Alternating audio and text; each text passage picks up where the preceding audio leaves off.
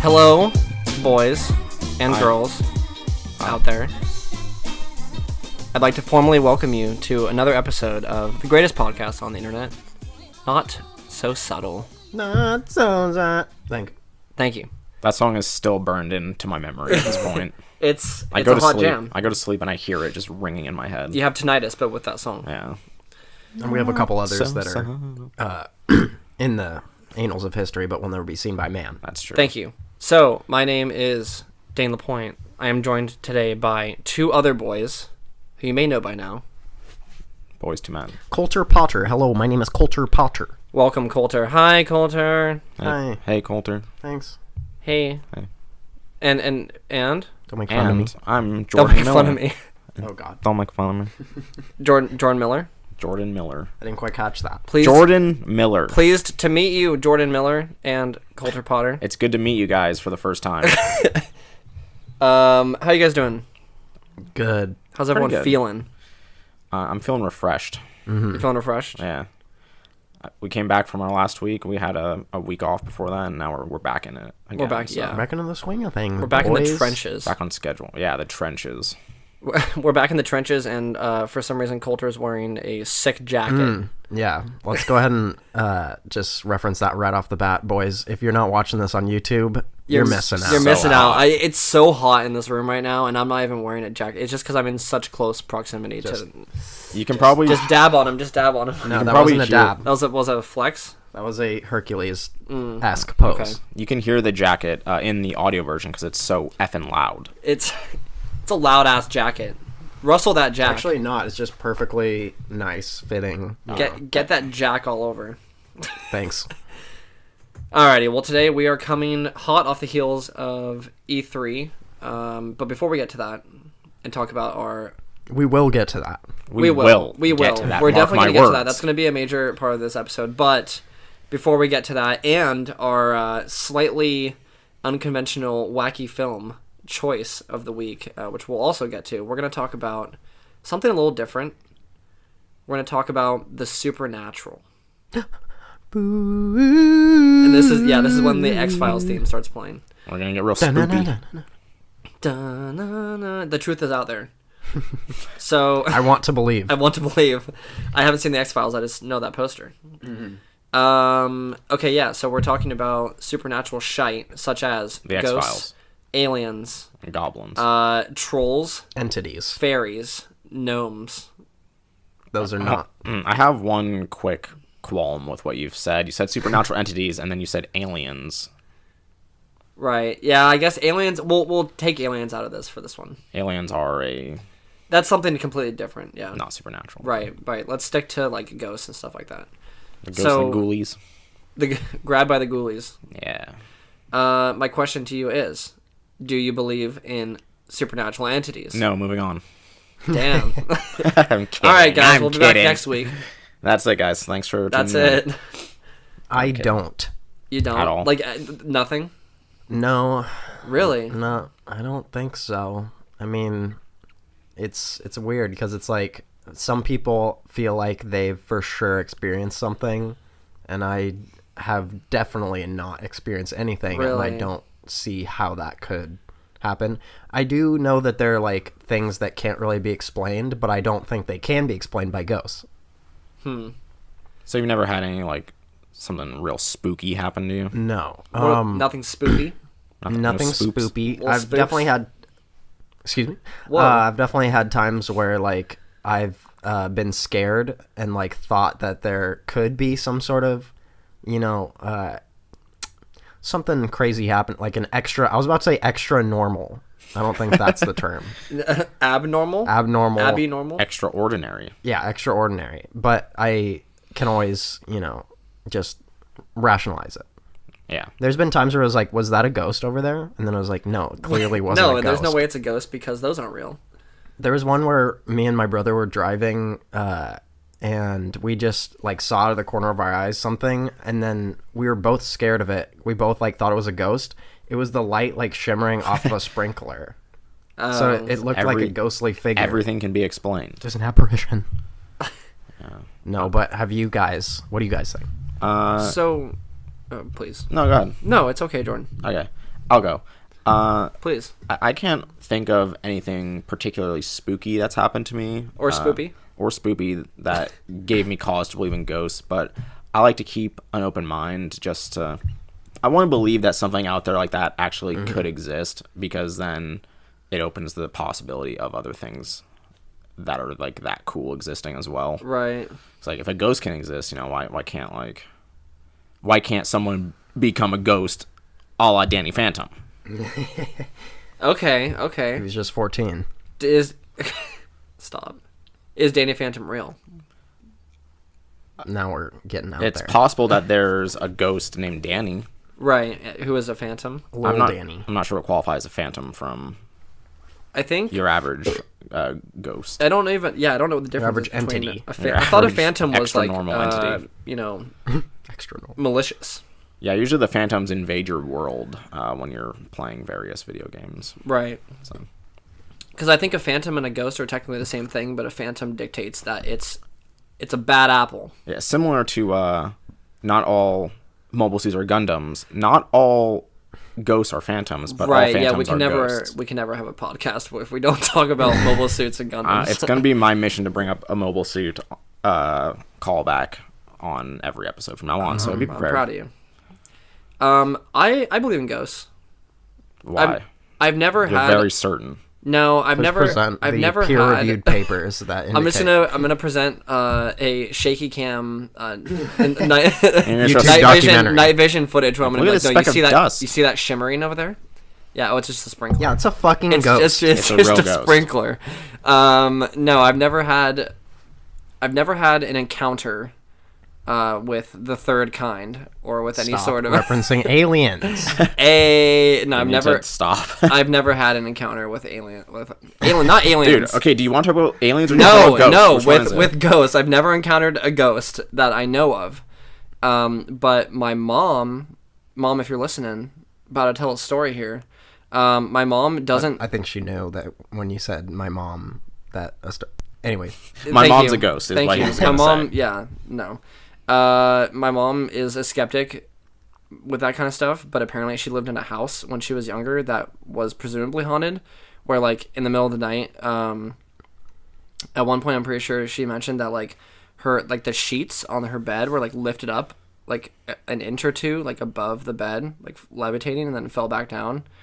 And then like random like forks and knives would go missing from like the utensils would go missing from the drawers and pop up in different places around the house, or like stuff would be moved in the kitchen and like weird stuff like that. And it was an old house. It was like a super old house. So I don't know. So it could have been ghosts. Did she have roommates? I mean, she was living with like her. I'm assuming it was her mom and dad, Okay. or maybe just I don't know. I mean, listen, I'm not going to claim that your mom is lying here. Anything could... I accept ghosts. I think it's possible. I want to believe. Right. But, I mean, moving, like, the forks and knives around... I mean, don't know. My sister, like, hoards of, like, forks and knives in the room all the time. She just takes them in there and eats. And I don't think it's a ghost. I mean... Yeah. I don't know. And they just happen to pop up in the sink. Savagely. I mean... Get your shit together, Kiana. I'm sick and tired of this. Is Kiana listening to the podcast? Probably not. I'm kidding. She listens to everyone. She's our number one fan. She's probably like top 4. Top 4. Okay. No, but yeah. So I haven't had any. I don't have any reason to believe in ghosts really, but I want to, and I think there's something like. I don't know. This is weird for me to say because I'm not religious, so it's kind of contradictory. Because with religion, I'm like, no, you can't prove that it's real, so therefore it's not real. I also can't prove that ghosts are real, but I want to believe in that, as opposed to like a random dude in the sky who dictates like whether or not I'm gonna have a good day or like all that kind of stuff. So it's like more mysterious, I think, is what is more interesting about it. Yeah, and there's also like people either have a hard stance on it or like devote a lot of time to like they either say like no, for sure there's no ghosts, or the people who are curious about it devote like a lot of time. You either don't believe in ghosts or you become a ghost adventure. live long Yeah, that's enough the to see thing. yourself become one. Become a ghost. Yeah, either you don't believe in ghosts or you're a ghost hunter on the Travel Channel, and that's you have it. your There's own no PKE meter or whatever. Yeah, it is. there's no like middle ground. There's no half measures with ghosts. Either you're not about it or you're in it and you're like the Indiana Jones of ghosts. And going out the short round of Ghost. You're going out hunting for those spooky specters. All right. Yeah. I did when I was younger. We went to a bed and breakfast that's nearby called Thorn Castle, I believe is what it's called, and That sounds like a place that teenagers would go in a horror movie, and then get where they're like, all right, guys, you excited for our annual trip to Thorn Castle? It's like, oh yeah. Remember when Jeremy didn't make it back from that one? Jeremy.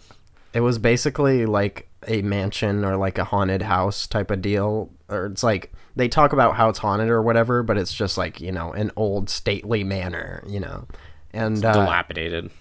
Nothing really like happened, but it was creepy, and I had trouble getting to sleep. And we were kids at the time, and they usually don't let kids stay there, but I guess they made an exception.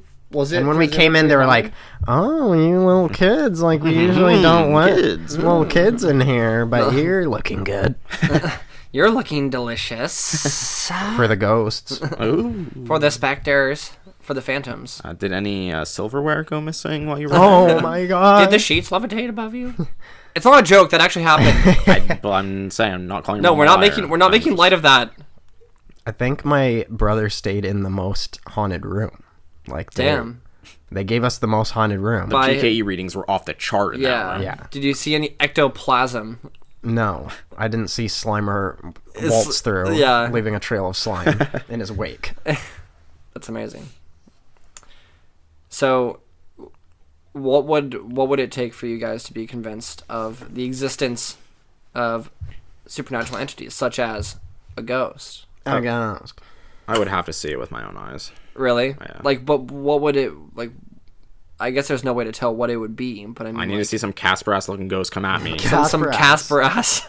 You need to see some white sheet motherfucker running around. A boo boy. Yeah. Like I need to see like a. That would mean that someone from the KKK is in your house, and that's not what you want. I don't want that either. I need to see an 1800s era person waltz through the room. I need to see someone akin to John C. Reilly playing Stonewall Jackson in Anchorman, saying, "Give me your soul. Give me your soul. Give me your soul." I need my soul to be taken. I need a ghost to just say some like head ass shite to me about like sucking my soul or like or like devouring like my spirit or something. I'd be like, damn, that's definitely a ghost. Like, that's for sure. That's for sure a ghost. No one else would say that. Honestly, if I even saw like a orb, just like of light, like this, you know, like in front of you, if I saw like an orb of light just like passing through the room, right? Like even that would be insane, and you'd be like, okay, ghosts might be real, dog. What if you saw like something levitating? Would that be enough? I was about to say, like, what if like something levitating, like just an object? Straight up, like, what if we're just recording this podcast and like I don't know anything in the room? Like, what if this like bulletin board just lifted up and just literally flew across the room? Yeah, okay, no, that would be the nightmare switch. But what if? So there's, I don't know if the camera can pick up the pop wall over there. What if one of them just flew off the wall? That would be and like across the room. And it's like if it was across the room, that would be scary. Not even like one of these like falls down. You know, like maybe one in the middle, like Han Solo, just gets pulled out and flies against that wall. Like just flies. At full that would be speed, terrifying. Like, yeah. Would you like it's a ghost? Or would you that's say the be like, question. wow, right away, would you be like, all right, ghost, that's it, and stand up and you're out of here? Yeah, I mean, first of all, I would be like, okay, there is some logical explanation for that, because these things don't just happen. There's no logical explanation for that happening. Mm-hmm. The pops are trying to kill themselves is what's actually happening. The ghost of Jordan's past has my vengeful spirit is going to take those pops and just throw them against the ground. No! Jesus! No! I spilled Coke on myself, guys. Did you? On the jack? No, the jack is good, I think. Right. Jack is safe. But that's a pretty good segue into our next... Actually, I'm integral to this next segment, but I need to... You are integral to this next segment. So how about you just kind of explain your version of events, Dane, while I do this? Of the event that took place today? So today, in the collectibles world, there was a certain collectible figure announced on the Funko Shop website. Lay it on me. What was it? So Funko, what is it? Funko Wednesdays, I think it's called. basically every Wednesday, or They get together with their friends. sometime, I don't know, it happens on Wednesday, whenever it happens, an exclusive pop is announced on the Funko Shop website. It's usually fine. It's very sought after because it's only on the Funko Shop website for this one day, and they usually sell out super quick. And the one that they announced today is called Cancer. It's literally called Cancer. It's literally on the just box. called Cancer. Yeah. And if I remember to put this in, I'm going to put a picture of it. So it's every pop doll ever. boom, Got him. So that joke was in there somewhere. You got it. I had to wait. if you guys are just tuning in, me and Dane both collect pops. Clearly, dolls. given the wall here, but Jordan is not a fan of pops, and he calls them. You could say that Jordan hates pops. He condescends them. I condescend them. I have an active disdain for them. And I think, I just pretty much think they're all around. Just cancerous. I don't want to say that. They're a blight to like actual collectible figurines. I feel like. Right, which is fair. So I won't argue it. Oh, Jordan, you already saw this, but we just need to show this again because it's extreme. So basically what it is, there'll be a picture up here, but for all you audio listeners, basically what it is it's a Freddy Funko figure, which is Funko's mascot, I guess. It's just a little ass boy. Yeah. Little ginger boy who just looks like he kind of looks like Dennis the Menace. And basically they put him into a crab suit. He's Cancer the crab, like the astrological sign. sign. The horse, and like he is just in a crab suit, and he has a sash over his abdomen that says Cancer. It simply says Cancer. It just says Cancer, and like the pop doesn't even say anything clever. It literally just the box, like the title on the box in very large, like bold font, just says Cancer. Yeah, like typically where it would say like Han Solo or like or it would say like anything. Freddy Funko, and then like parentheses Cancer or something like that. But it's literally just says Cancer. Yeah, in fact, all of my Freddy Funko pops that I have say Freddy Funko. And so then, why did they choose to literally print Cancer on the box? It just doesn't make any sense. So when I saw this today, I looked at the picture because I have notifications for like when these things happen. And I saw it, and it said new Funko Shop item, because today is the birthday of Freddy Funko or whatever. I don't know what that means, but I'm assuming it's like it might be Funko's birthday. Yeah. That's what. And he was born on the sign of Cancer, and therefore. What do you mean the sign of Cancer? Because this month is I don't Cancer. know. Yes, I don't probably. If it isn't, then I don't know why they did this at all. I'm assuming it is.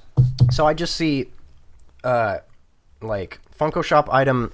Cancer Freddy Funko. I'm like, you're like, no, what have they done? And then I look at this. He's wearing a crab suit, and he has a sash on that says Cancer, and the box says Cancer. I'm like, what am I looking at? It looks really is bad. June 21st to July 23rd. So so that's why. Yeah. But it also just it's dumb.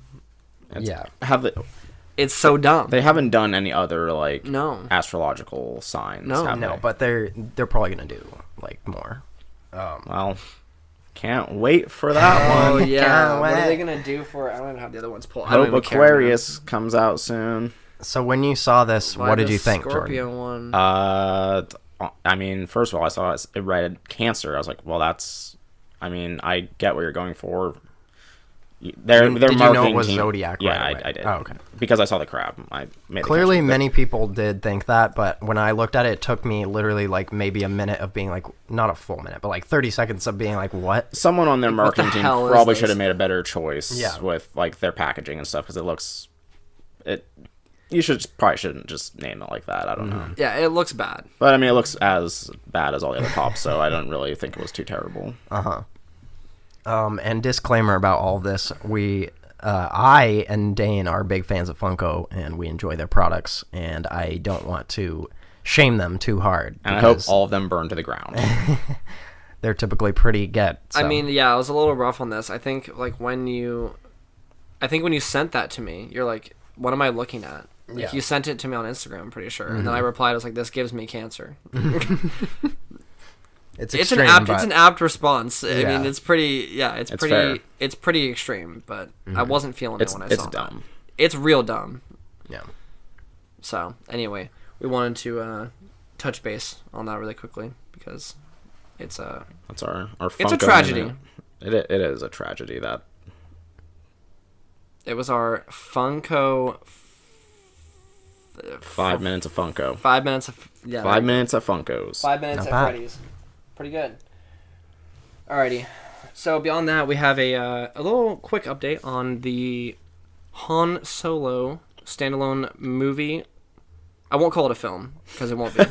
That's last already savage. Last Savage we out the heard. gate. Last we heard. Those two boyos got fired, quit, whatever you want to call it, left the movie. Directors. Yeah, the directors. They left / quit / were fired from the movie.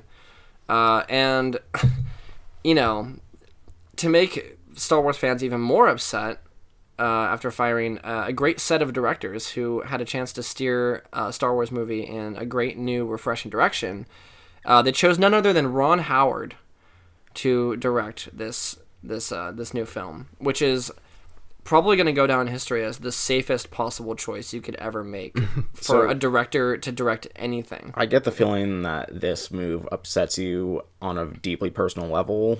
Why? I don't like. Or preface this with, what has Ron Howard done before? A Beautiful Mind with Russell Crowe. He's done. He helped produce or something. Osmosis Jones. Okay. I think he directed The Grinch. Yeah, like the live he action did. Jim He Carrey did. Grinch. Let me pull up some Ron Howard stuff. He's won multiple Oscars, I believe. He has, but like, Ron Howard is in my mind just. Oh, he was in American Graffiti. Yeah, he was actually in American Graffiti. He's a really like 50s looking boy. Right. Straight out of the 50s. So, yeah, I mean, a beautiful mind. I don't know. None of this stuff is that amazing. Apollo 13. Yeah, it's You're right, definitely he not did like do- a star-studded list. Yeah, he of did do Dr. hits. Seuss's How the Grinch Stole Christmas. Cinderella Man. He did the Da Vinci What? Code. Oh, okay. Um, He probably got praise for that. Cowboys and Aliens, I guess. He did. Yeah, I mean, none of this stuff A couple of those are okay. I mean, Da Vinci Code's alright. Wait. Okay, so some of these are like him acting and stuff too. But anyway. Cowboys vs. Aliens is like So, a weird okay movie. The problem with this for me is that I want to like Ron Howard is just there's nothing wrong with him necessarily, but there's also nothing extremely exciting or unique or like refreshing or anything that Star Wars needs right now. Like, he doesn't seem like the kind of person that would take a risk on the movie or something. He is the last person on the planet who would, maybe not literally, but you know, it's very unlikely that he'll do anything like it's the perfect choice. I get why they did it. It's the perfect choice for a director to come in and be like, all right, you need to follow our directions, and you need to you need to make this movie, and it's gonna be very corporate. And like, of course they're not saying that, but they're literally just giving him like a laundry list of like, all right, they were making this a little too goofy, so you're gonna have to do this, and this, blah blah, and just give him like a template, and then he'll just like he'll do it, and it'll be a movie. Yeah. Like, it's not gonna be anything. It's not gonna be that great. I don't know. I mean, it might still be good because the two other directors did the majority of the work, but he's not gonna add anything to it. Yeah, I'm sure the movie when it comes out will be fine. Every Star Wars movie is fine at worst, except for like the obvious choices there. Yeah. But, Yeah, it's not gonna be but it's probably not going to be what I want, which is for them to take a massive like tonal shift or do something like wildly different than what they've been doing for the last few years. Yeah, I think the reason I'm upset about it is because they chose directors to do exactly that, and then immediately after their departure, like in their wake, comes like the most like plain like whole wheat director they could have gotten to just come in and be like, all right, what do you want me to do? Where should I point the camera? Yeah. What kind of it's gonna be like paint by numbers, just trash. Yeah, So, I mean, I'm upset about it. We need to keep in mind that the movie is basically done. Like, I know. he's gonna have barely any influence on the movie. I know, but there's just something upsetting that, like, to go from what they had to this Yeah. and finish off the movie this way, it's like kind of a slap in the face. Yeah. So to them and also to the fans, I think. Again, the movie probably won't be that bad. I mean, a majority of Star Wars fans are gonna not care one They- way or another. They probably don't even know who directed the movie. So Yeah, I mean that's fine, but I don't know. It's more just the principle of the matter is kind of upsetting. Yeah. I'm sure it'll be fine. it'll be okay. It probably won't be like the Star Wars movie that sets the world on fire. It'll be a safe. The upsetting part is that it had the potential to be. Yeah. That's why it's so stressful. Yeah. But such is life, I suppose. Ron Howard, if you're out there, I hate you. No, that's extreme. There goes our number one That's listener. extreme. See you, Ron. See you, Ron. Ronnie boy.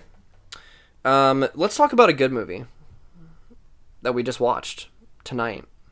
Okay. Called Actually, before we get into this one, can I bring up a movie that I watched over the weekend? Sure. It's not on the list. I watched Kong Skull Island. Really? Honestly, I thought it was really cool. Oh, Really? wow. Yeah. It's pretty much exactly what I want from a Godzilla movie, a monster movie. Like, it's just a kaiju giant monster fighting other giant monsters, and the special effects in that movie are really, really, like, top notch. Like, there's one specific scene at the end where he's fighting one of the giant monsters, and there's a person shooting a flare at the monster as it's running towards the screen. It cannot tell if it's real or fake, like, at that point. Like, the special effects in the movie are so good, but it kind of suffers the same problems as, like, the last Godzilla film, which is when Godzilla or King Kong or whatever is on screen, it's really cool and King Kong is awesome, but when it goes to the actual people, like, the story is not good. Yeah. But honestly, it has, like, really, like, beautiful, like, shots in it. The colors in it are, like, super saturated in the film. It has a really, like, it was actually really cool, I thought. I heard it was influenced a lot by like one of the posters they released was just Yeah. like the poster for Apocalypse Now. Was there a lot of There is, similarities yeah. to like Vietnam era? It's in, like, Vietnam. There's a point where, like, an army squad, like, they're going into the island with an army, like, group for reasons. Wait, is it taking place during Vietnam? Yes. Oh, okay, interesting. And so, like, they have a squadron of people that go in there and, like, Kong attacks them and they have to, like, fight their way out of the island, and it's very it's not as, like, psychologically, like, torturous as Apocalypse Now, but there is that, like, Vietnam squad of people going through, like, the swamp and sticking together and stuff. I heard that he was influenced by that movie a lot. I actually thought it was pretty cool. I have to watch it. If you go in just expecting to watch monsters fight and leave it at that, it's a fantastic, like, B action movie. It's not going to win an Oscar for its writing, but it's pretty cool. I was probably never going to see this movie, and now I probably still won't see it, but if it's faced with me, I won't say no. I would if it appeared in front of me, I would recommend watching it because it's actually kind of cool. I might check that out. Also, Also, Blu-ray disc hit my face. also I would. spoiler, they tease Godzilla at the end of that movie. Oh, Godzilla's Oh, coming yeah. back, baby. And apparently there's going to be like a Kong versus Godzilla. That's don't what I've know. heard. They're going to team up against monsters. They're going gonna to fight something. I They're don't going care to what it is. They're going to tag team it. I just want to see Godzilla and King Kong on the same screen together and fight some giant monsters. That's all I care I about. guarantee you we'll see that. I think they already teased the Yeah. they already teased the title of it. Pretty sure it's like Kong versus Godzilla or like Kong and Godzilla or something like that. There's actually a lot of cool hints during the movie of Godzilla, like, tossed in throughout, and then they actually just straight up just, like, it wasn't a tease at the end of the movie. They had, like, the Godzilla roar play, and Oh, okay. it was awesome. Darth Vader's breath Yeah. was heard Yeah. on screen. His lightsaber flares up. All right. Vader versus Godzilla. Who would win? Probably Vader. That's an interesting idea. Probably gonna go with Godzilla, honestly, just gonna go with pure Vader. size. I don't know, man. It depends on what Godzilla. But Vader. My anyways. money's on Vader. I feel like Force abilities are pretty, like, They're pretty- vague pretty at this OP. point. They can be strong, but I feel like they never use them, like, in the movies. Like, Yeah. they probably could just, like, fly around and, like, crush people's necks. Right. I mean, the only reason I would think that Vader could possibly take down Godzilla is because in Star Wars, like, The Force Unleashed, the main character, whatever his name was, Starkiller, or whatever, Starkiller, takes on, like, a Star Destroyer with the Force, which is a giant ship. I feel like Godzilla is not as big as a Star Destroyer. I don't Definitely know. not. Star Destroyer is like, it's gigantic. It's huge. Yeah. So And he was also not nearly as powerful as Darth Vader. Or he was pretty powerful. He was pretty powerful. I don't know. He does beat Darth Vader, I'm pretty sure. That's true. But Darth Vader's also old and weak. I mean, I would... Anyway. Darth So anyways, Vader's we old watched and- What's Star the Wars, opposite? What's the opposite of old and weak? A baby. A baby. filled with vigor. An infant boy. An infant. Baby driving a car. Lols. We watched the new Edgar Wright film, because this is a film. Baby Driver. We watched it earlier today. Yep. A few hours ago. In In place of 7, which we had said we were watching. Right. We did not watch 7. So to all of you out there who watched 7, expecting to hear our in-depth discussion, tune in next week. Because we'll be watching it then. And we apologize. Yeah. This was kind of a last-minute decision, made entirely by Colter. No. I pushed it through. I'm not going to lie. No. Colter used It his was veto power to it was a push this one good through. yeah you used the system of checks and balances to make sure that we would go to this The movie, system of privilege. right? And Right. I thank you for it because this was a great movie. It was I pretty- mean, Well, let's get into we it all here. wanted to go, but it was your but you made main us. idea. You made us. Yeah, we didn't have a choice. So Yeah. I thought it would be a fun little thing. yeah, it was fun. It was a cool way It to was. mix it up. We will be back to our regularly scheduled programming next week.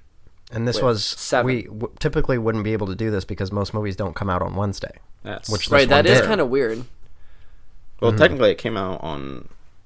Didn't it come out Tuesday at This night? whole thing is like It's- weird I because don't know what that means, movies yeah. come out and then like the day before they actually come out. Oh, okay. So preview. technically today is I the always launch call it day. preview night. Okay, So it came that's out fair. today. Okay. And then preview night was yesterday. So The you could have watched it official- on Tuesday if you wanted. Yeah, the official But it's wide the, release The midnight screening Yeah. yeah at 7 p.m. the early showing. I don't know. Yeah. Yeah. Whatever you want to call it. Anyway, we watched it.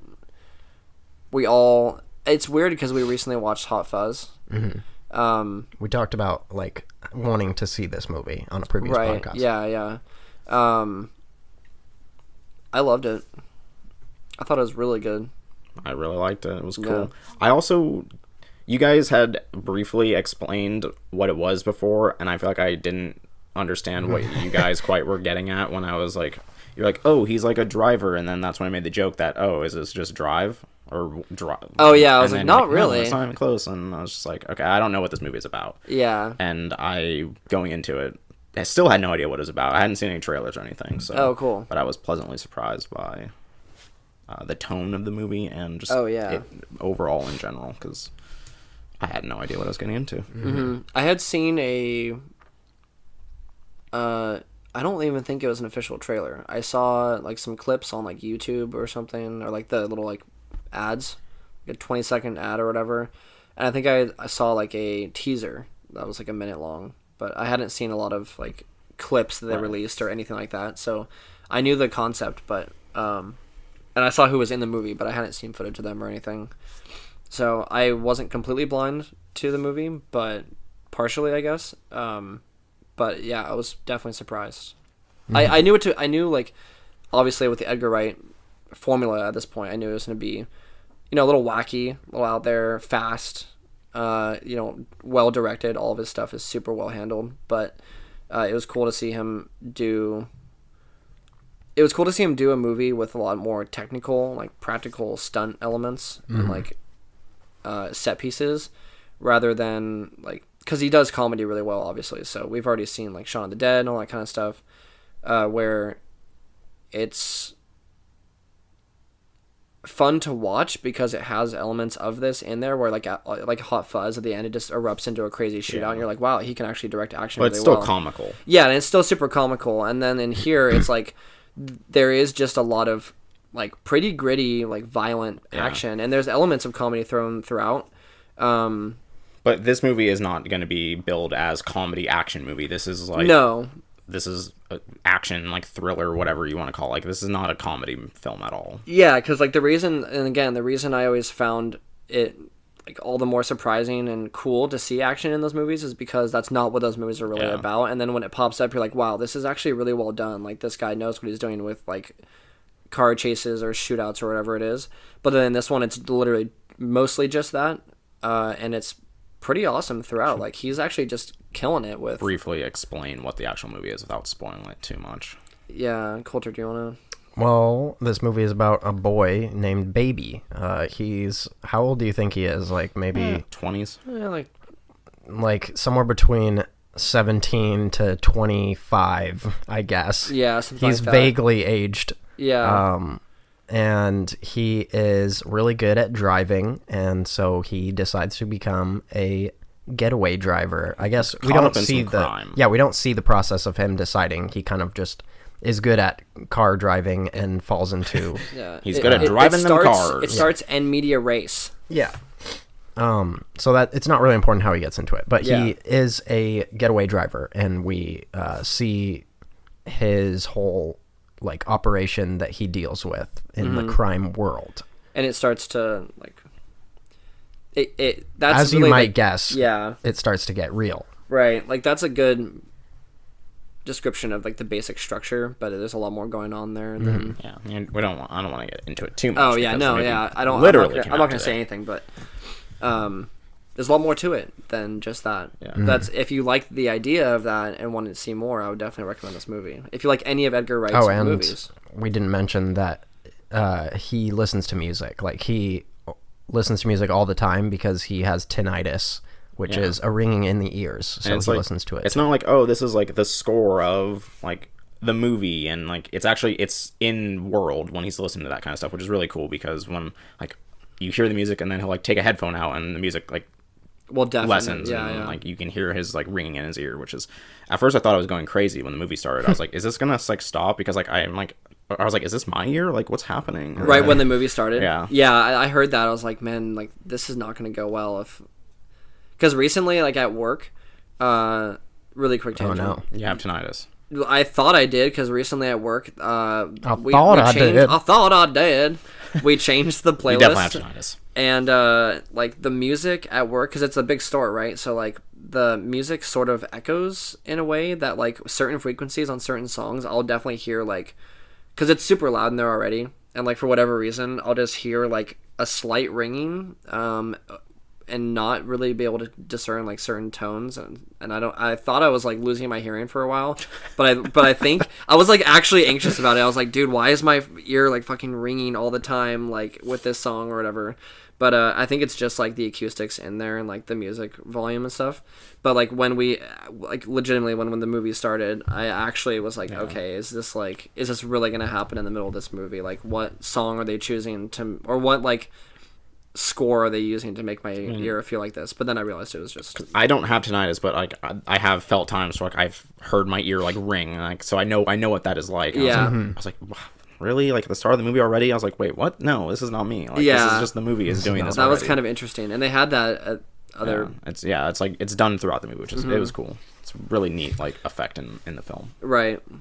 But yeah, no, this movie was really good. I was gonna say, for those of you unfamiliar with Edgar Wright's previous work, he's done acclaimed films such as Scott Pilgrim versus the World, otherwise known as Scott Pilgrim versus the World. He's done Shaun of the Dead, Hot Fuzz, At World's End, or The World's End, or whatever. The At World's World's End. End is Pirates of the Caribbean. Yeah. We don't talk about that. On the list. It's not. What else has he done? I don't know. Those are the main ones. An unspecified amount of Ant-Man. Oh, right, yeah, he did a little bit of, or a decent amount of Ant-Man. So you said like if you like Edgar Wright, you'll probably like this film, and I think that's true. But also, if you don't like his previous films, I feel like this one is so far like beyond what he's done before that you should give this one a chance no matter what. Because this is like technically pretty accessible, like I'd say. writing wise, accessible. story wise, it's way like better than like his other stuff, and it's also way different in tone too. So Yeah, I was going to say, earlier when I said I had a hot take, I was going to say I think this is his best movie. I could agree with that. I It's think my favorite movie that I've seen from him so far. I Yeah. like Shaun of the Dead. I like the other Hot Fuzz. Hot and, Fuzz. yeah. I haven't seen World's End. Scott Pilgrim. Scott Pilgrim is good, Yeah. but this one I think was probably my favorite so far. I Scott saw, Pilgrim is a close second for sure. Yeah, I saw some people online saying that this movie is very Hollywood. Yeah, That this is a departure from his, not style, but like his indie-ness, I guess. And that's not even the right word for it, really, but how with his other films, it always kind of felt like he was like Edgar Wright versus the world, you know, like he was kind of just doing his thing, like unhinged a little bit from like corporate Hollywood or anything. And that could have been maybe because he was doing it like, or working more with British actors and like kind of doing everything on his own, but this was more like AAA Hollywood stars. Like I don't know if that would that was the thing about it, is because there was huge stars in this movie and like giant. It was littered with it. Yeah. So. I don't know. And I don't think that's a bad thing, but it is definitely, it feels different than his, in that way specifically. I think it feels a lot different than his other movies. But I haven't given any opinions on this movie yet. I was a little disappointed with the film. Really? Yeah.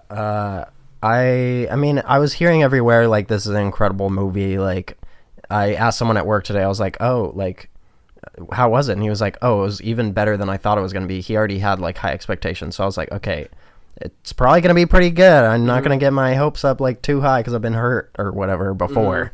I've been burned before. But yeah, I don't know. I thought the movie was a little messy. Like, I didn't think the humor like hit as hard. Like, obviously it wasn't all about humor, but like there were for sure like light humorous parts in this movie, and they didn't like hit very well for me. Especially because I know he can do humor extremely like funnily. Like, there were no big laugh moments in this movie, like, or at least not any that were good enough to actually make our theater laugh.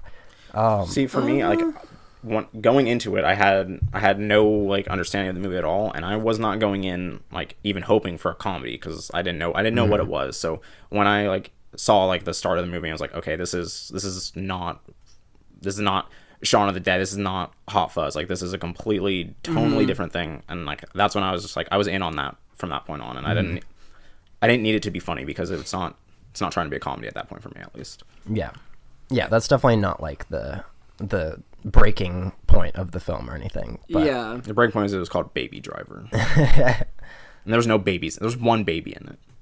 Oh, yeah. Rip off. But yeah, I didn't even think the music element was as good as it could have been. Like, I would have liked better like song choice, and like even the volume, like the volume of the music should have been louder because he's like, it's in his ears. Shouldn't we like be hearing the music louder than anything else like in the scene? It's possible that it was just like our theater and like it just wasn't mixed as well or something like that. But yeah, I don't know. I wasn't really enchanted by anything or any particular part as much as I would have liked to be. So yeah, I don't know. I thought the music element was cool because of the fact that they didn't use any like top 40 radio hits or even like they don't even have to do that. They don't have to put in like an Ariana Grande song or like a Lady Gaga mix or something. Like, just good music in general. I thought all the music they picked was good. I thought it mixed well with the scene, like in terms of whether or not it was like a fast-paced song, a loud kind of quiet song, like whatever it was. I felt like it matched the tone of the scene well. But then I also really appreciated how they integrated the music into the movie, whether or not it be him like oh, I have to restart the song, or like rewinding the song, or having like a cool element of it is like the gun fights, all of the gunshots and like reloading and all that stuff was timed with the music, which was cool. And then they even do stuff like if you're I kept noticing it, like opening up doors, things from like opening up doors to like walking up like a stairwell or like whatever they're doing is always timed to the music when there's music playing. And it doesn't feel like they're nudging you and being like, hey, we're doing the music thing with the thing. It's like it feels just like a natural extension of the movie. That's what I enjoyed more about the music. Like, the music itself is give or take for me. I barely knew the songs in there. Like, I was like, oh, Queen, like, all right, that's pretty dope. I like Queen. But, like, whatever. You could play any, like, exchange any song in there, but the way it was just used in the film with, like, matching it to things happening was what was impressive to me, because that's stylistically to me was really cool. And also, like, I was thinking more about it from like the filmmaking perspective, because even it wasn't the very first Actually, yeah, it might have been the very first time that they're robbed, like the opening sequence when they rob the bank or whatever. Like, it's perfectly timed with the music, and like all the interactions are perfectly timed with the song. So like not necessarily like them doing actions, but also like the entire bank sequence happens in real time of the song, rather than like a montage of different clips and stuff. Like all of that, it's like almost a one take, kind of them doing a bunch of stuff and cutting back to like them interacting with the bank, and then as they run out, the song is like getting to a crescendo or whatever. They get in the car, and then it's not like they cut it to make it perfect. Like all that stuff actually happens. They get in the car, they drive, and then the song naturally kind of just in real time continues, and that keeps going. It doesn't feel like they were like, all right guys, let's go, like let's hurry up, like we have 15 seconds to do all this shit and then get in the car and go. It was like it just happened, and it naturally fit with the song too, which was cool. I don't know if I explained that well enough, but I think you did. It didn't feel like they were like doing it as a gimmick necessarily. It just felt like it fit well with every scene and music choice. Yeah, for me it kind of did feel like a gimmick.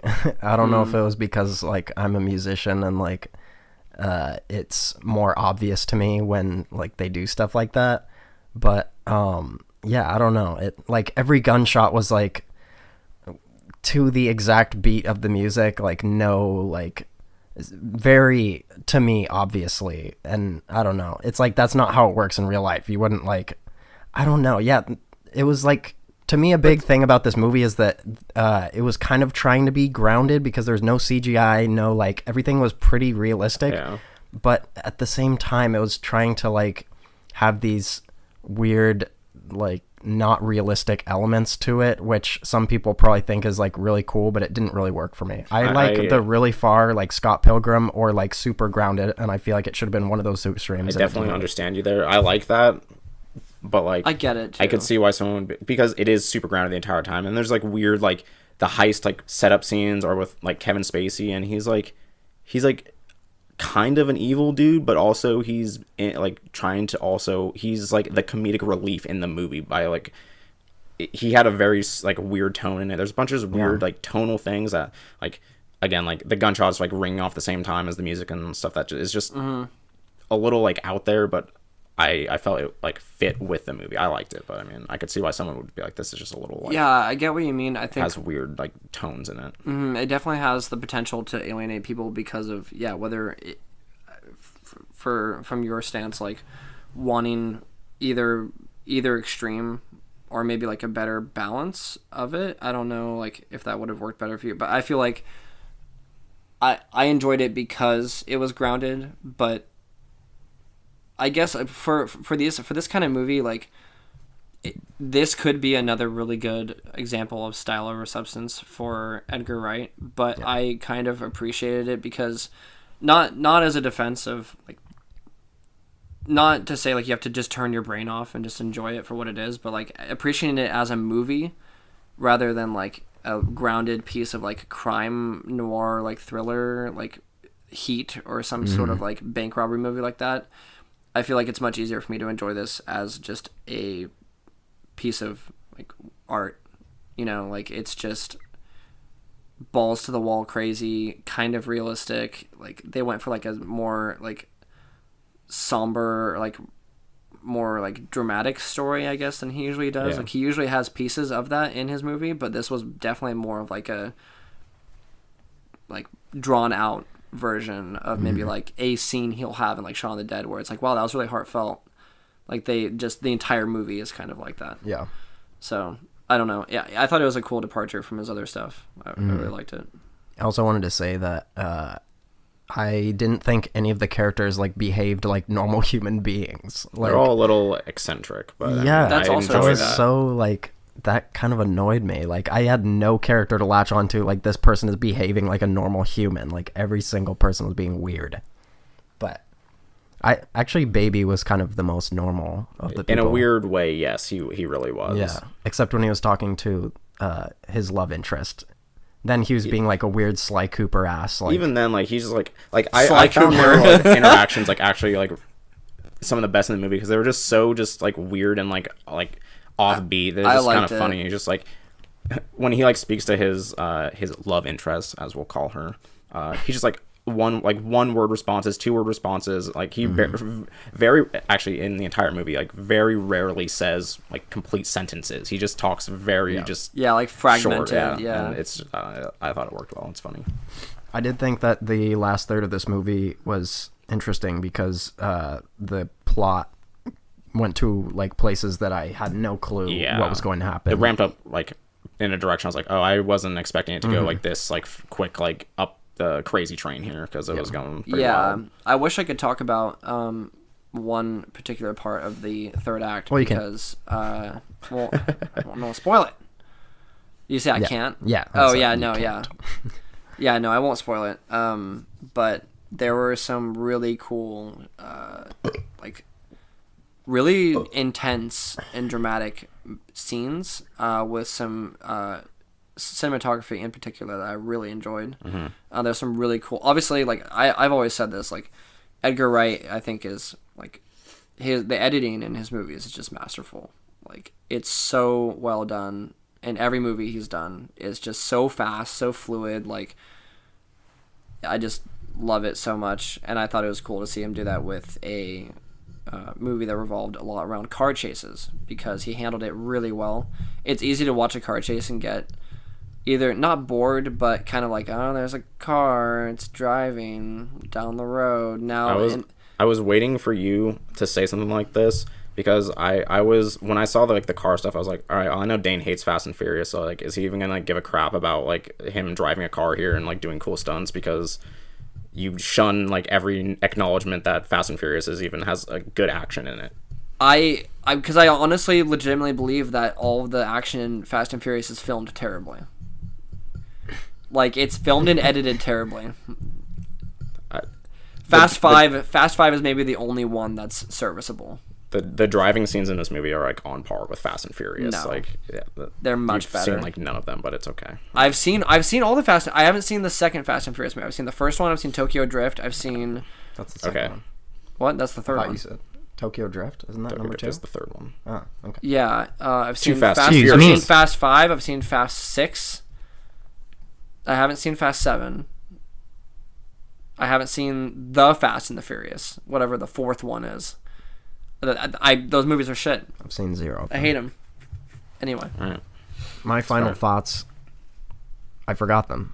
Thank you. They're gone. They're babies.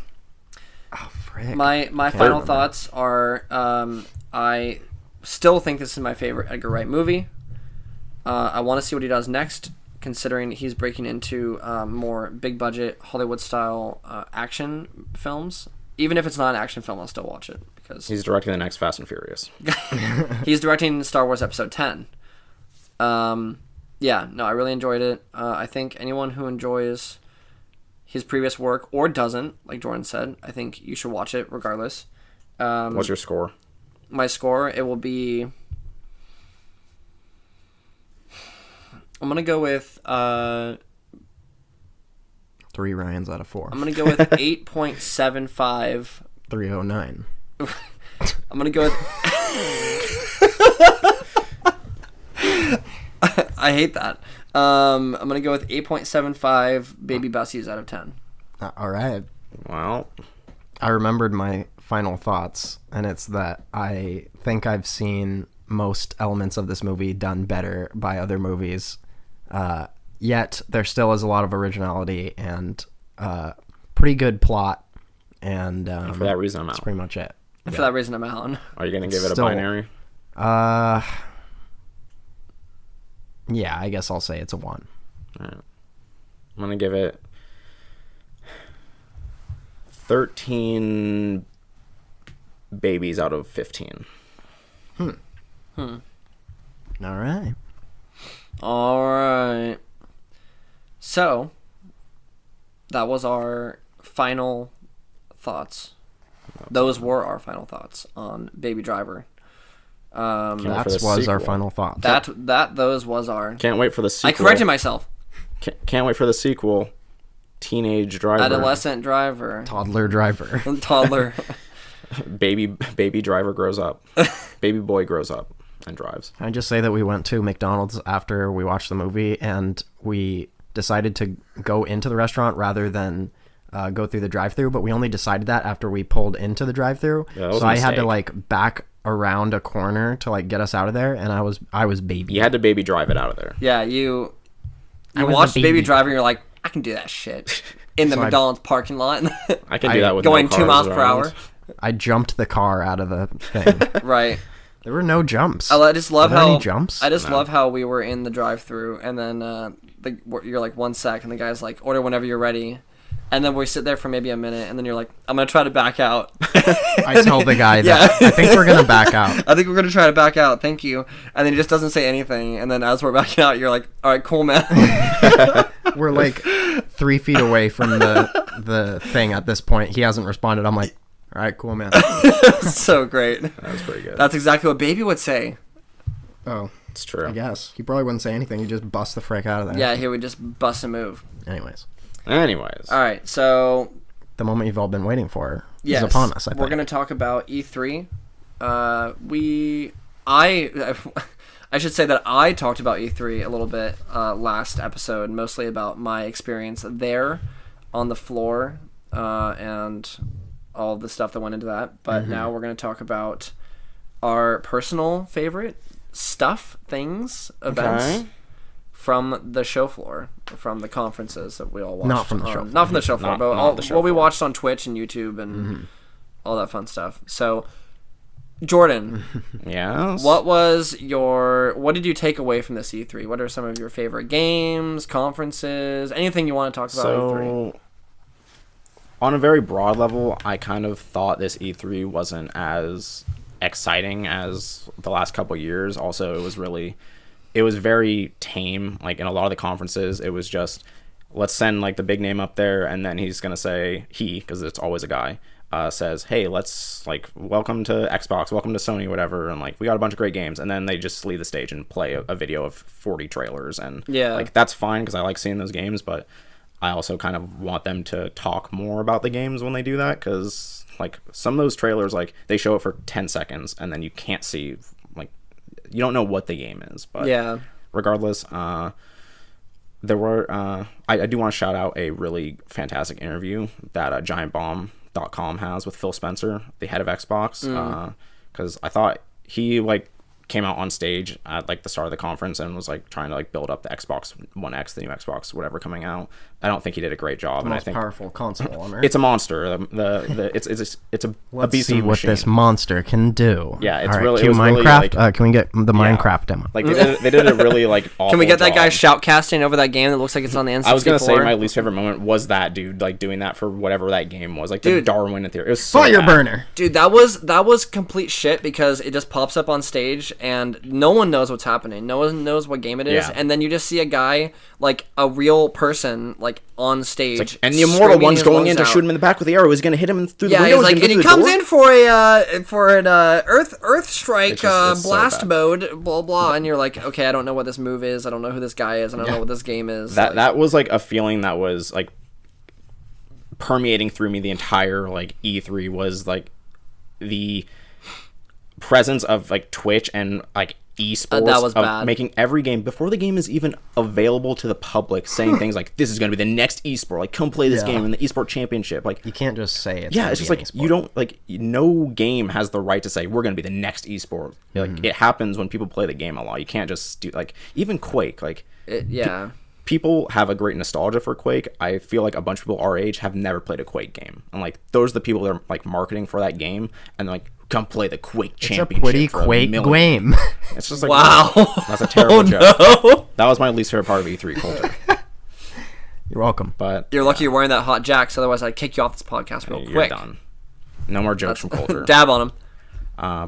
But some of my favorite stuff, probably like the two biggest surprises I felt were Monster Hunter World for the PS4. That's a big one. I remember because that was like the first game I think they showed, like the second game, like very like early in the Sony press conference. I think you're right. And I remember watching and being like, is this like a Souls game? Is this Bloodborne 2? Like, what are we looking at here? We were watching it, and then I remember we were like, "Oh, it's a big sword." Yeah, I and was then like, you're like, "Is this Monster Hunter?" I was like, I heard the monster. I was like, yo, this is Monster Hunter right now. Yeah, Let's and then go. I'm pretty sure I was like, but the animations look kind of Souls-esque, because they kind of did. It had that like stiff, like not stiff, but like that very particular animation. I was like, this could be the From Software game that's not Bloodborne. And then as it went on, Mark my words, the next game from the Dark Souls company is Armored Core.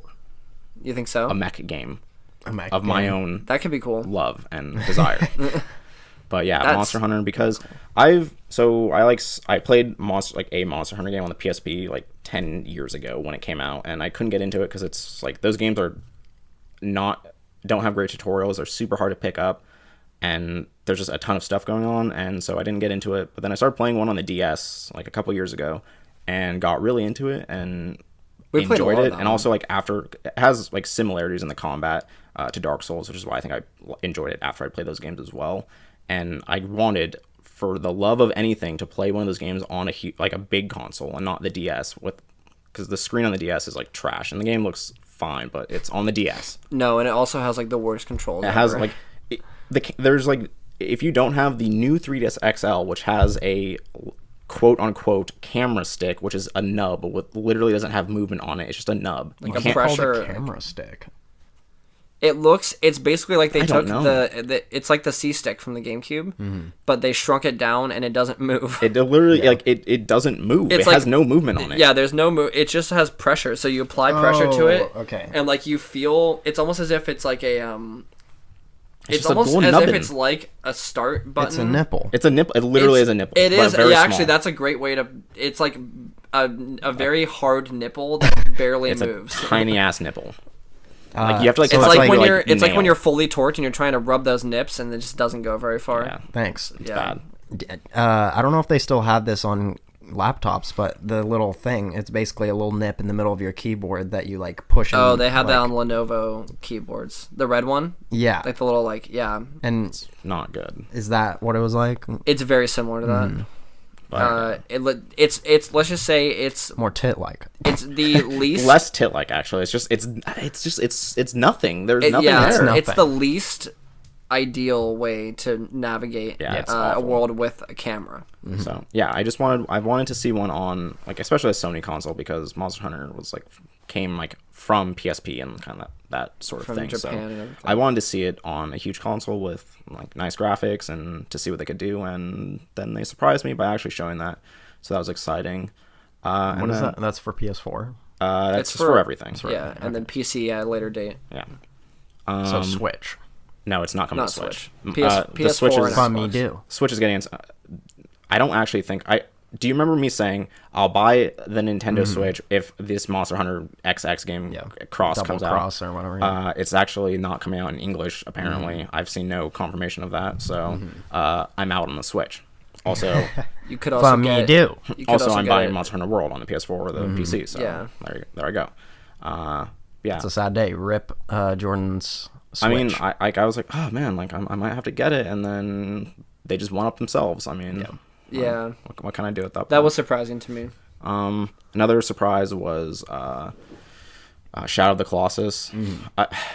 I feel somewhat. Shadow of the Colossus remake. Yeah, I feel somewhat let down now. Not let down, but my hype for it has decreased a little bit because when I saw the trailer, we're like, oh, what's this game? And then I saw the tower. I was like, oh, they're making Shadow of the Colossus 2, Oh, boys. hell no. They're getting number 2 in here, but they didn't, and it's just a remake, which is fine. That game's a classic.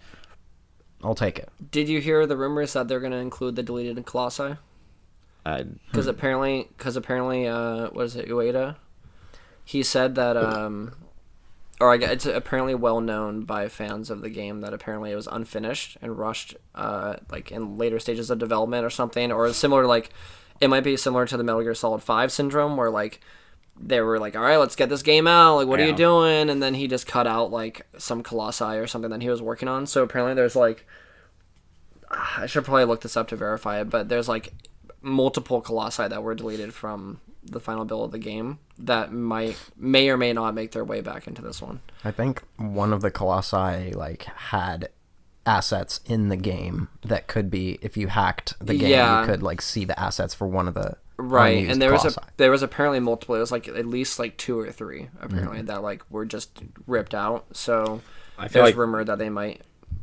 Yeah, I don't know if I am 100% confident that will happen. Oh, I don't know. I feel like they're Yeah, I'm not either. But I mean, there are, like, that game is a huge open-ish world, and there's tons of space in there that could have been an area or arena for another Colossi, probably. But regardless, that game, like, depending on what day you ask me, could be like my favorite game of all time. Like, it's a perfect, like, classic game to me.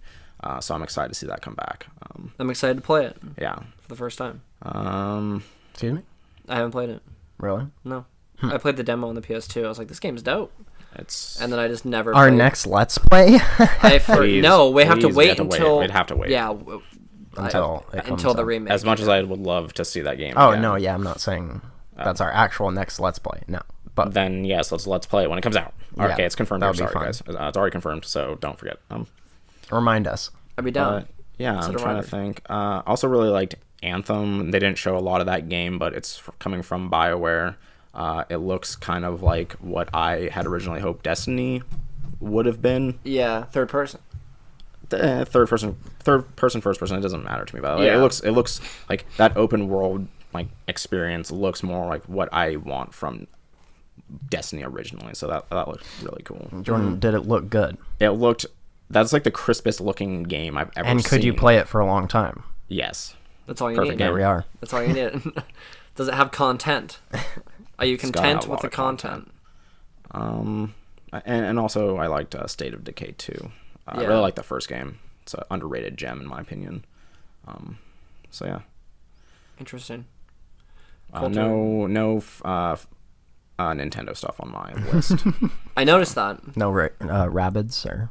Honestly, am more interested in Mario plus Rabbids than I am in like whatever else Nintendo presented, because that game is just like so fucking weird. You just lost credibility. I mean, I think the Rabbids part of it looks terrible, but the gameplay actually looks cool. Like, I don't even like. I'm not gonna play that game, but like it just looks so bizarre. Mario like has guns and he's playing with original. Rabbids doing XCOM like strategy game. It's the weirdest thing I've ever seen. It looks wild. Yeah, like Mario shouldn't be doing that, but to some degree. Yeah, I know. I mean, Mario Odyssey and that's all that Nintendo has coming out. So yeah, it looks fine. It looks weird. Except that my most interesting thing from E3 was Rocket League coming to the Switch, the Nintendo Switch. That's a really big deal. Do you foresee yourself playing it on there a lot? I don't know. Like, we'll see when it comes out, but it's definitely more for like, okay, this is like a portable thing that now I can play this really fun game out. Like, I can already play it at home, like, as much as I want, but now I can play it anywhere. This is what I was thinking, though, is that you need a Wi-Fi connection to play, like... Against people. Whatever. So, like... Or you could play local, maybe. That's true. Against other people. That would be fun. Yeah, but I mean, like, if you... Like, that actually probably would be a better way to play it, honestly, instead of, like, split screen on the TV, but still, like... to me, I was thinking, that's a whole new gameplay element. Yeah. So, seems cool.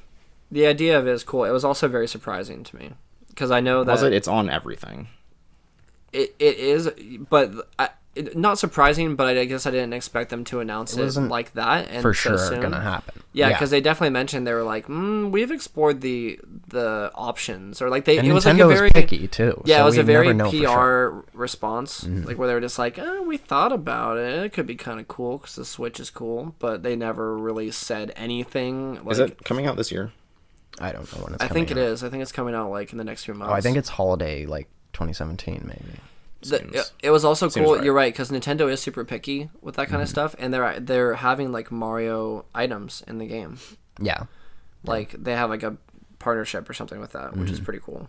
So I don't know. It just goes to show that Rocket League is only going up. Yeah, that it reinvigorated me for sure. Like, okay, Rocket League is here to stay, at least for the moment, for the rest of the year. I mean, I'm sure it's gonna go on for. Ever. I think I want to say this is my bold take of the week. I think it's not even that bold. I think we'll be playing Rocket League when I'm 83. I mean, I was about to say that I think Rocket League will be the next big. Hopefully, it'll be as good as Fiber franchise in general, like on the scale of like Call of Duty or like. Like maybe I not. don't know about that. Maybe not on the scale of not in the sense of like the money and like. I was visibly blown back. Not like the copies sold, but like in the sense of like culturally, like when people think of video games, like I think Rocket League could definitely be up there. At least spiritually. No, I'm just kidding. I really think it could be up there. I don't know. I don't even know if they're gonna put out Rocket League 2. Like, No, I think this is just gonna grow and like become its gonna be like Overwatch. I feel like at where- some I'd be point interested they if have that to happens, but- like unleash a new version of that game. It's like what, like 3 years old now at this point. they've 4? added so much like new like game modes and stuff Yeah. like that. Which it's like, at which point do you be like, okay, let's make a new game? I wonder if like instead of going Rocket League 2, if they would just like keep continually updating Rocket League and then just make a new game. Like maybe they won't ever make Rocket League 2 and they'll just make a that's different kind of type what of I game. see happening, honestly. But, yeah. What else did you like from E3? Yeah, what made you stop? What made you get up out of your seat and say, "Whoa, that was a game that I liked"? That was a game. I also was interested in Shadow of the Colossus remake. I have played through the whole game, but I've been looking for a reason to get rid of my PS3. Thank you. And that's it. And it's a that's PS3 killer. That's all there is left on the PS3, pretty much, except for like Ratchet and Clank stuff, which You'll pretty never much get back if you play, I probably will never get back to it. And honestly, like if you play one Ratchet and Clank, you've kind of played them all. TBH. And they have like that new Ratchet. The and Clank game PS4 on the Ratchet and PS4, Clank, which it is looks amazing. I haven't supposedly played very it. good, I know so. you've played it. It's fun. Yeah, I mean, that's one of my favorite games on the PS2. That was in my top 5 easily. So it is really fun. It basically it feels and looks like you're playing like a Pixar movie. Yeah. Like honestly, it looks looks, really high quality. incredible. I've played it when I got my Pro. I installed it and played it, and it's like Crisp. it's kind of amazing. Like and one of the best looking games on the PS4 for sure. Yeah. Like it's awesome.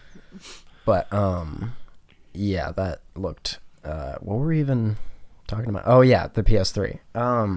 There's also like Infamous and stuff, but I never played that, and I don't really. I'm probably not. They probably have it love on the PS4 Infamous. somehow. You might be able to buy it. Also, it's like You can just play Anyways. Infamous Second Son. yeah. Good game. Pretty good. I am excited for Mario Odyssey. It looks really good, to me, or at least, yeah. No, it looks really good. Was there anything else? Metroid Prime announcement. I mean that's That does interesting. nothing I'm for interested me, to but, see what I it mean, looks like yeah. because I do like the gameplay of Metroid Prime. I feel like we have better versions of Metroid Prime at this That's point. the but- thing is like when I played Metroid Prime on the GameCube, like when it came out, I didn't like it much then. I never beat it, and I didn't play any of the other ones, and so like I would have liked to seen like actual gameplay from this, and not the announcement does nothing for me because I don't know what it looks like. But we've progressed very far in first person shooters. So Yeah, I loved Metroid Prime 1. That was the first GameCube game that I bought when I bought my GameCube because I didn't buy it at launch. Or was it a launch title? I don't think it no, was. it probably wasn't. I bought a GameCube pretty late into the GameCube cycle, so I bought I'm pretty sure I bought Metroid Prime, obviously like Melee, probably Mario Sunshine or something. I was too busy playing Luigi's Mansion when the GameCube came out. The greatest game on the GameCube. Bold take. I haven't played Luigi's Mansion. That's the greatest game on the GameCube, bar none. So I've heard. But I remember playing Metroid Prime, and I Melee. love that game. That's a cool game. It has a lot of the Metroidvania elements, but it's in a first-person shooter, which is really strange. And it was also very un-Nintendo. Like, it was a super weird game for Nintendo to, support and produce. Yeah. So, I thought it was cool. I'm just done with backtracking in Metroid Prime games and Metroid games, too. Like, you backtrack through the same areas. There's something... It's kind of its style to do that. I like it. I'm done with that. I'm a big fan of the Metroidvania formula where it's you gotta get the ice gun to unlock the ice wall and all that kind of stuff, or you have to get the double jump to get up here and get this and go back to get that and all that kind of stuff. There's a level of backtracking that needs to it's okay if it's just oh, I see this area that I can't get to, and I'll just leave and come back, and it takes me a second to get back to it, and not I need to go through this entire area again to find this one dumb thing to get through to another wall. There's a balance there that has to definitely be taken into consideration. But then in those games they always have Yawn on the they always podcast. have They always have Cut that out. like they always have like good teleporting options, such as a little teleporter room that you go to. I wouldn't know. Well, it's like Castlevania where they have a teleport room that takes you to the top of the castle or whatever. It's the same idea. Yeah, we're done with this. Dane, what did you enjoy from this I hate E3? you. Nothing. One of the big standouts for me was probably Wolfenstein 2. Yeah. Because I really, really enjoyed the most recent Wolfenstein game. It was way better than it had any business being. That's fair. And it also was similar to Doom in the sense that, like, before it came out, I saw the trailers. I'm like, that looks like the shooting is cool, and like it looks fun. It looks like a fun game. And then I kind of just wrote it off, to be honest, especially with Doom, and even more so with Wolfenstein. But then I remember I was working at. Was I working at GameStop when that came out? I think I was working at GameStop when that game came out. And my coworker was super hyped for it. Like, she was so excited for that game to come out. And I was like, I don't really see it. Like, it's going to be a shooter. It's going to be fine. Yeah. And then it came out and all the reviews were super positive. And, like, I think I bought it, like, a few days after launch. But she was playing it. She's like, no, you have to try this. Like, this game's incredible. I'm like, all right, I'll play another shooter game. And then it was kind of everything that it fixed everything that I didn't like about modern shooters. Like, it had, like, you had to pick up health packs, and like there were secret rooms to find, and like more open levels, but then it also had like cool cinematic cutscenes, and like the story was really serious, and like yeah, it was super. There was like this cool style to that game. So As opposed to the new one, which looks like shit. No. As opposed to the new one, where they took away all that. No, it seems like they're doubling down on the wackiness in this one. And I trust them because I really thought the gameplay, especially the gameplay if nothing else, in Wolfenstein was rock solid. Like, super fun to play. My experience with Wolfenstein is like what you were saying when you were joke riffing on it, and when you're like, oh, it's just another shooter. That's exactly what I felt when I came away from that game. And I feel like maybe I didn't give it its credit where it should be due, so I might play it again, because I bought it again on PC because it was like $5 on the Steam sale. I just there's something so like the story and the cutscenes and like the writing is so like over the top, just so ridiculous, but it's so well done. Like there's some legitimately good like direction and like cinematography and like writing and every voice acting and all that kind of stuff in the cutscenes, but then in the gameplay, like the minute-to-minute gameplay is so tight. Yeah. Like, especially after playing Doom, I just appreciate how fun it is to just kill things. And I'm definitely interested in Wolfenstein 2. Massacre people with, like, dual-wielding snipers and crazy, like, weaponry. And yeah, the same thing with Doom. Like, after coming away from that game, it was just a really fun... Like, that's what you want out of that's what I want out of a shooter. It's right. The controls well, it's engaging, like, it's exciting, it's fast. Like, pretty challenging at parts if you play it. Has health packs. Yeah, I like that. I like that element of it. Like, no regenerating health is cool. Very old school. So yeah, Wolfenstein 2 is a big one for me. God of War looks awesome. I feel like that's kind of a no-brainer at this point, just to say God of War is gonna be good. Yeah. But that trailer kind of blew me away. I thought it looked. The trailer actually had the opposite effect on me than the first one from last year. Really? The one last year was like, it had like no fighting in it, and it was like, this is like a story heavy God of War game about him and his child, and like well, Kratos sucks as a person, like how is he going to be a good dad? And like that was like interesting to see. How's he going to be a good daddy? Yeah, like I wanted to see that, and this it all looked like awesome, but it was, to me, I was like, oh, this is like God of War, like the one that I don't like, but I could see why. Like I'm sure it'll be good. I'll probably still play it. The visuals look dope. It looks incredible. They look insane. There was that scene where I couldn't tell if it was CGI or live action. I couldn't tell if Kratos was actually getting thrown across a mountain or not. It's actually an FMV game. Zaddy Kratos. Zaddy. No, there was a scene, I don't know if you guys recall, but he was fighting a giant like troll goblin gnome guy, and like he gets hit in the face with like this pillar, like a stone pillar, and then it just looks like it cuts directly from gameplay to him like flying through the air and like rolling down a hill, and all kinds of crazy stuff happen, but there's no like you know, normally like they'd go in for a hit and then it would go to a black screen and then it would go into a cutscene, you're like, well, this is crazy, but it looked like it cut directly from gameplay into cutscene. Well, let me stop you right there, because we haven't seen a black screen then cutscene situation in years. That doesn't exist anymore. We've kind of all like gone full Uncharted at this point, where it's always gameplay to like cutscene like seamlessly. That especially is like, a thing there's never now. just a black screen in between. Even in Uncharted 4, like when it goes into cutscenes, it doesn't transition instantly into a cutscene. What, like from gameplay into like a fully, like, you know, like a good example is the fight scene between I won't spoil it. I don't want to say it, but there's no moment where it goes directly from gameplay into a cutscene. Like the really good Uncharted cutscenes.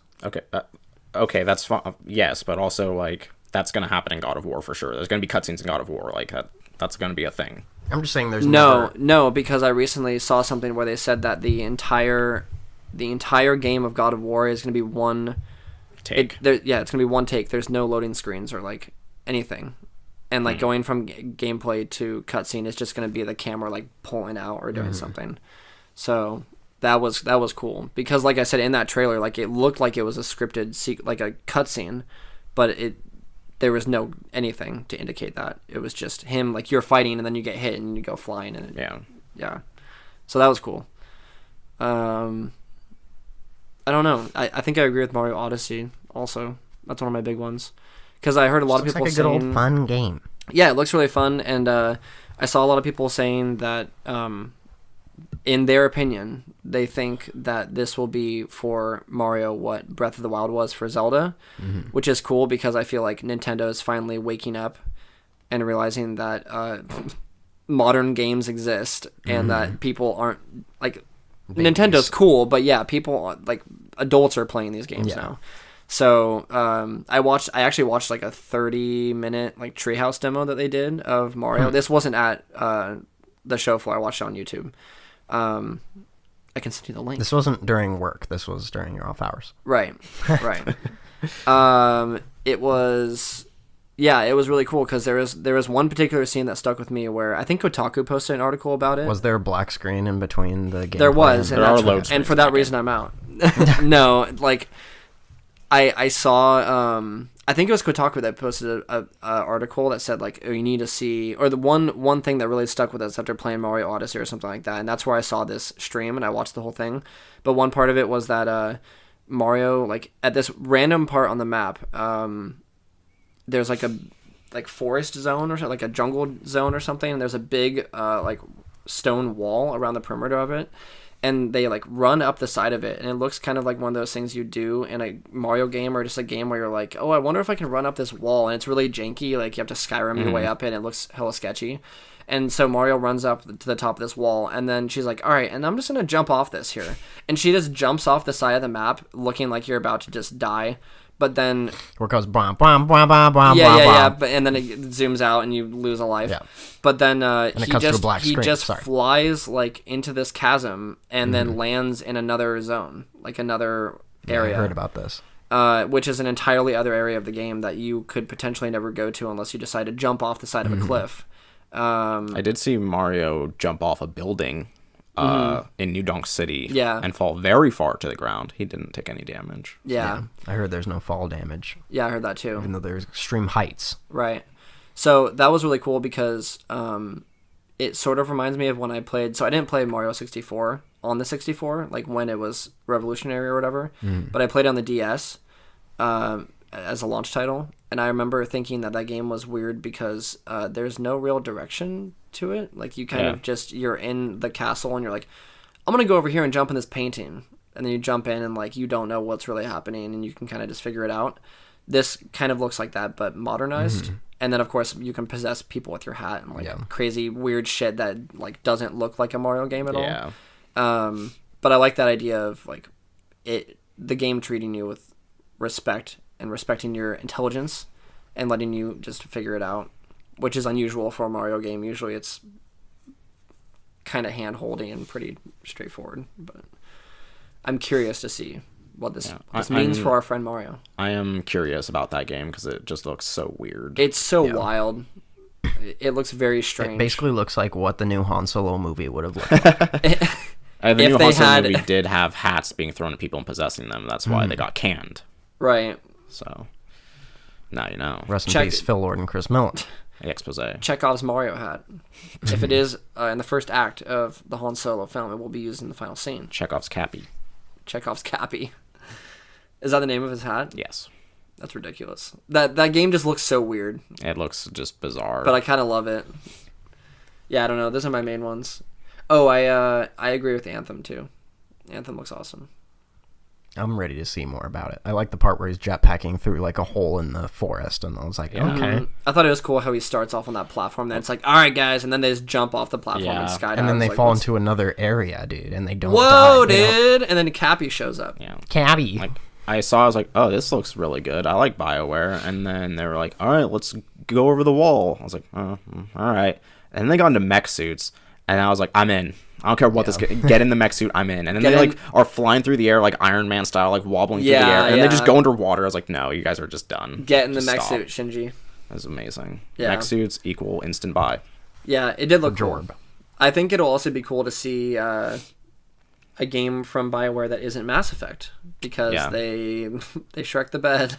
They didn't make Mass Effect Andromeda, so BioWare, a different BioWare team made that. It wasn't like this BioWare team that's making Anthem is like the BioWare team. The BioWare team. The other one's like BioWare, like New Zealand. They lost a lot of like writers and stuff, though, right? Which is worrisome, but yeah.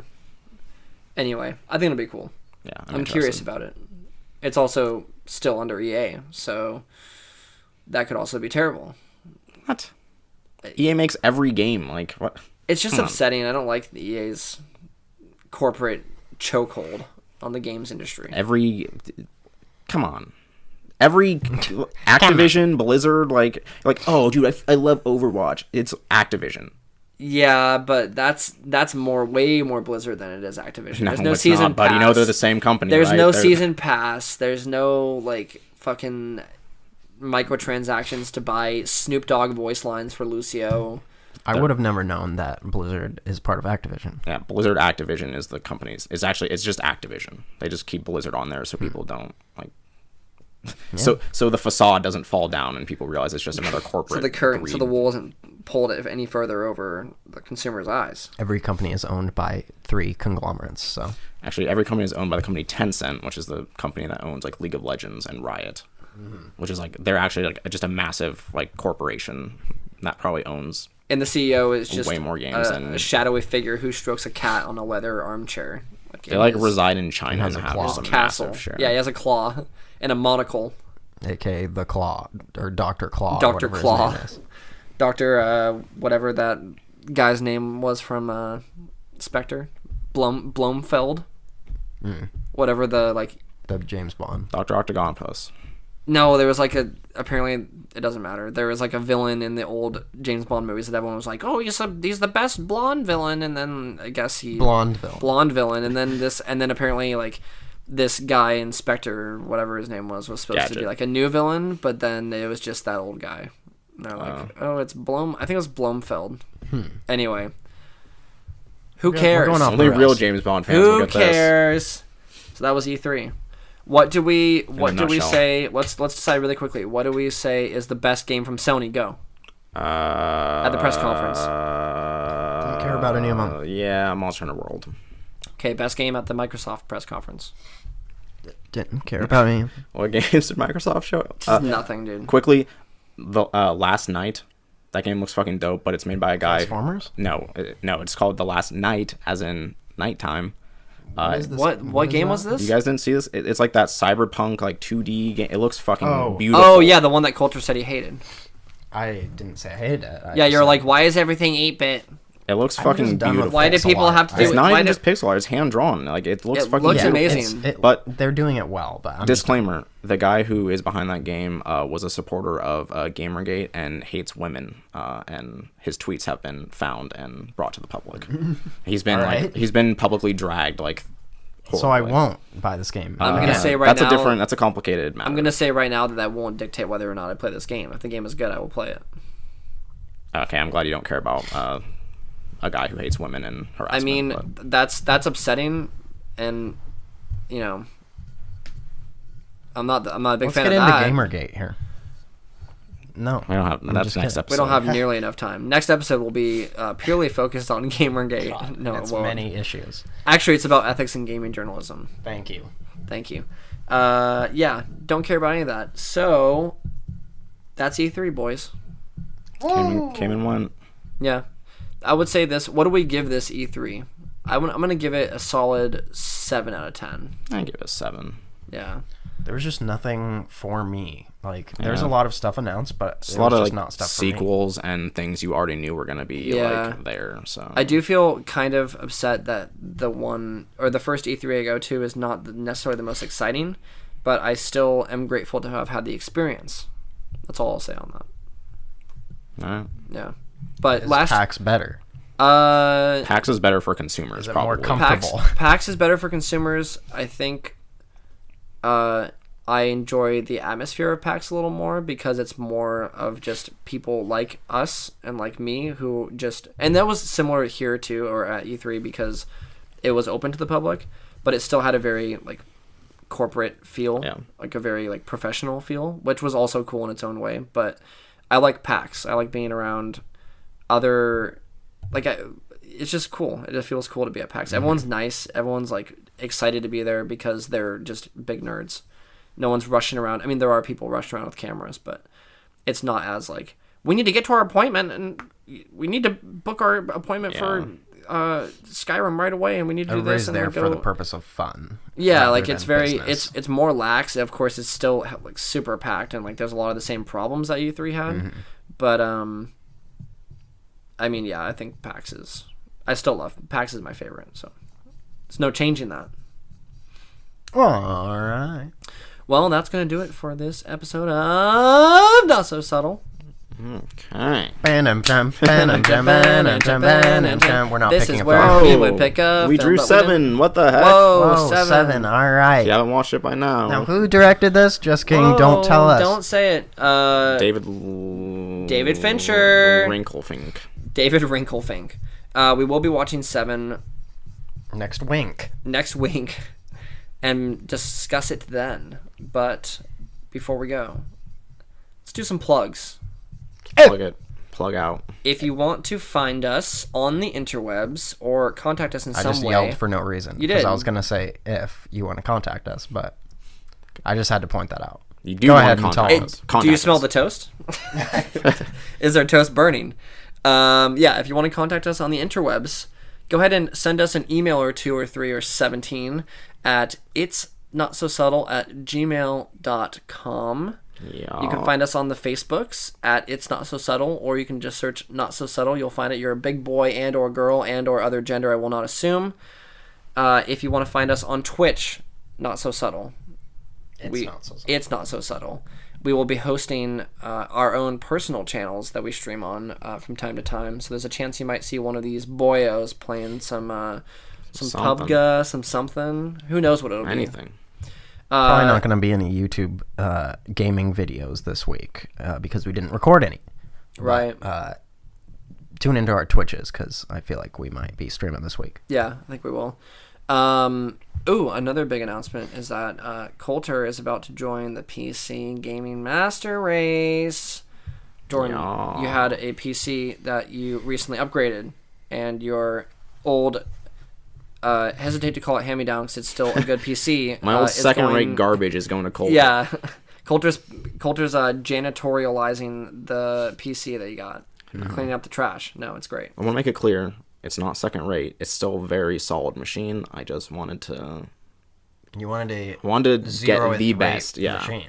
I Right. wanted the 99th percentile machine, Right, what you now have. which I have accomplished. So, that being said, maybe Colter will start playing some PUBG, some Overwatch, maybe stream in there. Maybe we can do some content around that, all of us playing Yeah. something.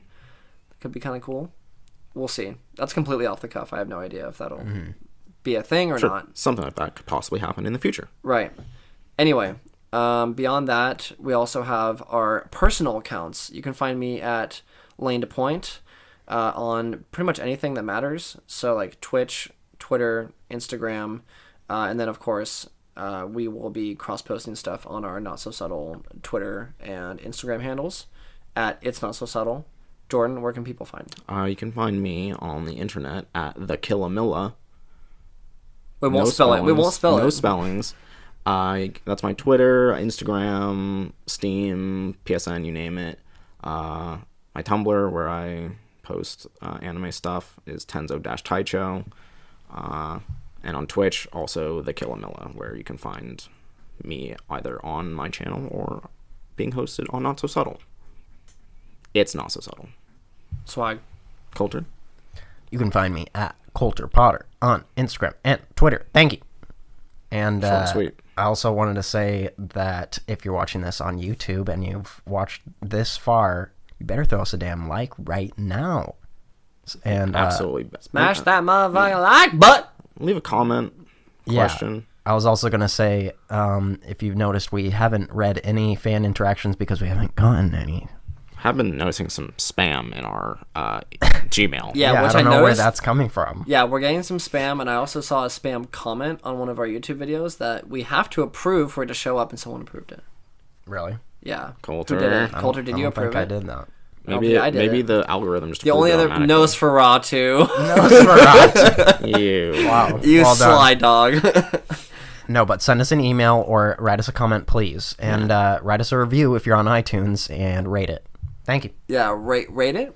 Rate. If you've watched Rate. this far, dude, or Just if you've do it. listened this far, like you clearly are in it to win it. So Yeah, you're a valued fan, and we'd love to hear from you. Yeah. And we'd love to respond to your comments. Yeah. I think I mean, I really do want to respond to all those wonderful listeners out there. So drop us again, death threats. Yeah. I'm totally fine with a death threat. Honestly, I Make would fun of us. Like, Yeah, roast us. Yeah, I'd be down to get roasted, dude. listen. I looked at the comments for the last episode. I said at probably 49 times during that episode. No one said one anything called me about it. out. No one called me out on it. Yeah. How am I gonna get better if you guys don't critique me? One of my friends said that what is the thing that he said I say all the time? You have a facial tick. Do I? No, I'm just kidding. Oh, well, maybe I do. I was just bringing if up a I have a random- facial tick, go ahead and roast me about that Say too. it. That's fine. We won't know unless you say it. No, there was it's not coming to me right now, but one of our close friends pointed out something that I say all the time on the podcast, which I will never say anymore. I don't think I said it this episode. I'll ask him about it. I'll mention it next episode. You say it all the time, but you didn't say it at all Can you this please episode. I don't say think it? I did. No, I don't remember what it was. Can you please say it? He doesn't remember. I promise. It was Colby who said that I say this particular thing all the time, and I don't know why I'm forgetting it. I was trying to think of what it would be, but I can't. I honestly. Oh, can't. it might have been. No, I don't No? know. I don't know. We'll have it for you next time. I don't do remember. want to say I have a quick correction for Dane. Last episode, you said at one point, I will tender my expectations. It's temper my expectations. yeah. And I I knew- didn't want to call you out during the episode, I'm but better than that. I just wanted to correct it for future use. I feel completely fine calling you out in the next episode. I'm better than that, and I apologize to you and the listeners and our viewers. I just wanted to clear the air. That's fair. Really quickly before we go, Colter, where can we buy a hot jack like yours? Go ahead and go to zoomies.com and hit up the souvenir jacket selection. And make sure you have some gift cards on deck because they are going to set you back. Do Guys. they have other variants of that jacket? I don't think so. At Can the you- time, I haven't checked in a really long time. I bought this jacket literally a year ago and I haven't worn it. Can you give us a spin around real quick here? I would like to see the back. All right, boys. Oh,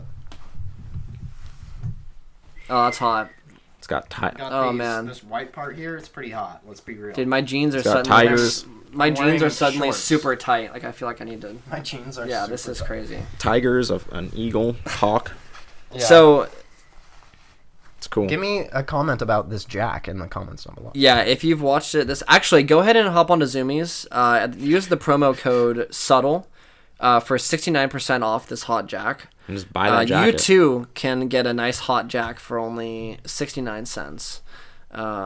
The hottest jack around. Zoomies. Not Next so episode, Dane and I are just going to pull out the jacket and we're all just going to be wearing the same jacket. I would love that. Let me say right now that this makes you look like you just walked straight out of Hotline Miami, which is great. I did.